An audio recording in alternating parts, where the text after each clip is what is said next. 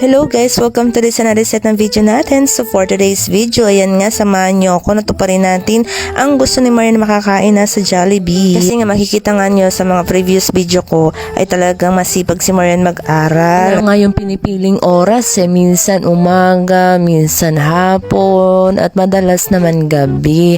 Ang mahalaga naman sa bata at masaya naman ako kasi nag-aaral siya at ang sipag niya talaga mag-aral. Hindi nga na sana hanggang sa makatapos siya ng college, ganun pa rin siya masipag mag-aral. So hinahanap ko nga talaga sila kasi nauna na sila dito sa SM.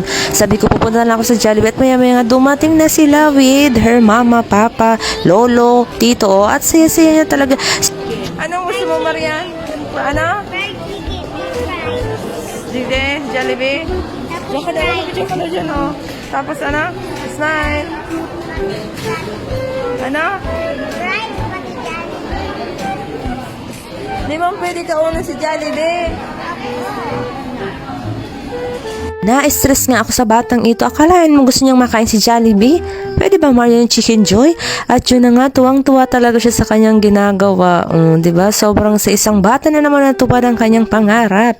At yun na nga, hinihintay na lang namin yung order at wala siyang magawa sa kanyang buhay. Ang dami niyang ginagawa, ang dami niyang sinasabi. Paikot-ikot siya, hinihintay niya talaga yung order. Saya-saya siya. Habang pinagmamasdan ko nga si Marian, isa lang pumapasok sa isipan ko. Napakaswerte na talaga ng mga bata ngayon. Hello. Darang ka. Happy ka? Apa.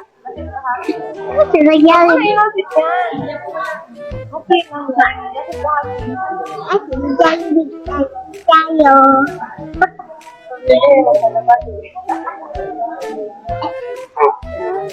Makita ko nga lang tong batang tong masaya. Sobrang sayang-saya ko din. Di ba? Walang sasaya sa isang tita na napasaya mo na naman ang isang pamangkin.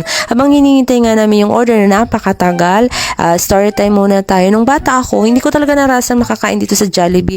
Kasi kapag kumakain sa Jollibee, parang mayaman na. Kaya nung college ako, sabi ko, motivation ko talaga mag-aaral ako ng mabuti para makahanap ako ng magandang trabaho. Kasi isang araw, kahit anong oras, kahit ilang beses pwede ako makakain dito sa Jollibee at madadala ko na yung family ko. And thank you Lord, nangyari yon. Diba? Habang pinagmamasan ko nga si Marian, naisip ko talaga na sobrang blessed na ng mga bata ngayon. At dumating na yung kapatid kong isa. Wala pa rin siya magawa. Sobrang boring na siya. Ang tagal naman nga tita. Paulit din yung sinasabi. Sabi niya, punta na lang natin si Jollibee at magpapicture ako doon. Diba? Sobrang saya niya as in.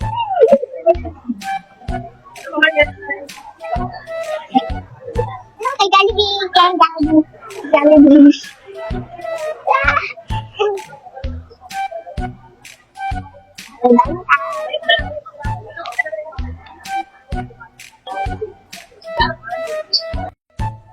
Dito kay Jollibee. Upo.